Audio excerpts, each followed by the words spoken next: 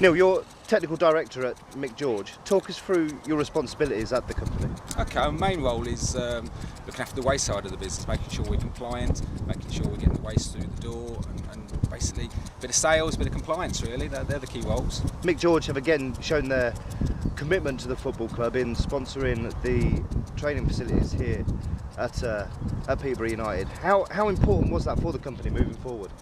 Well, it's great to be associated with Peterborough United, certainly for me because I'm a Posh fan, always have been, but for the company it's also good as well because we get a lot of profile out of it, you know, our names everywhere. Whilst we've still been there, people haven't necessarily noticed we're there, but of course now we've associated with the club and the shirts and training ground, then people start to notice we're there a bit more, and so yeah, it's very good for us. It's a two-way thing. I think it's hard not to notice that Mick George isn't involved with Peterborough United, is it? Because it's, you know, it's so predominant now, especially with the shirt sponsorship as well. I mean, how's that been for yourselves?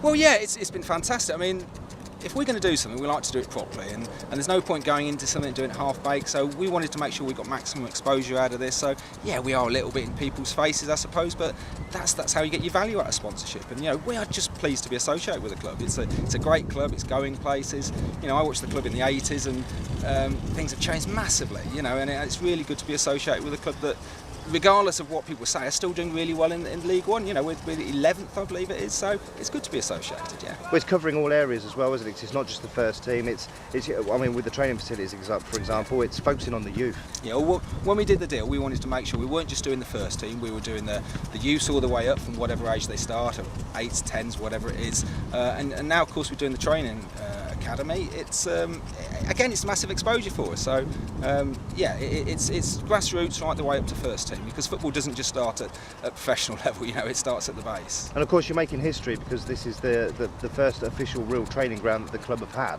and it's heavily focusing on the future. And you know, if we go back, as you say, like to the 80s, 90s, maybe in the early thousands, I mean, the football club has moved on so far now, and you're part of that. Yeah, well, these sort of facilities are what are going to help the club grow better, and if the club gets better and they go through the leagues and we're associated with it, it boosts both parties. So yeah, I mean, look around, the facilities are fantastic, they really are, and it's got to help those players, and it's got to be better coming into work and training on facilities like this.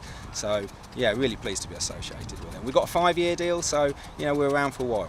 And the commitment's there with the fans as well. I mean, if we look at the Skip Challenge, for example, at half-time, it's been a fantastic success. Has that surprised you by how well that's took off this season? Yeah, I suppose it has really. A bit of competition is always healthy for any individual. You know, they want to try and do something. You sit there from the crowd thinking, oh, that's easy, I could do that. But when you get there, and I've just had a bit of a practice, it's not that easy, I promise you. So hence the reason we've stepped the prize up a little bit, and I'll be pushing to step the prize up again next year. So it gets a bit of excitement towards the people doing it, participants. Yeah, we've changed it slightly, haven't we? I mean, we're still picking an individual out from the crowd on a match day, but we're also choosing someone that's registered on your website. Yeah. And for that, they get a little bit more as well, don't they? Yeah, that's right. So it's if it's picked from the crowd, I think it's £100, and if he's registered to Twitter and he does it, obviously he's still got to do it, he gets £250 plus a season ticket. So yeah, it's encouraging people to be part of Twitter, and you know, and we can get our retweets out and that type of thing. So yeah, and again, we'll be pushing that a bit more. There's going to be a bit more reward next year because it's not an easy thing to do. No. So we're going to be pushing that. And for the final game of the season, again, you're upping the stakes for that, and not only for that, but you're also offering the chance for someone to win a mascot package at the last game of the season. Yeah, that's right. I didn't actually know that, if truth be known, so John stitched me up there. But yeah, these are the things we're trying to do. We're trying to just create a little bit more enthusiasm and make sure people are looking at it, and the profile and the press get involved. So yeah, it's what it's about for us. You know, there's no point us being a sponsor and sitting back and just letting it happen. We've got to make sure that we're at the forefront of what's going on.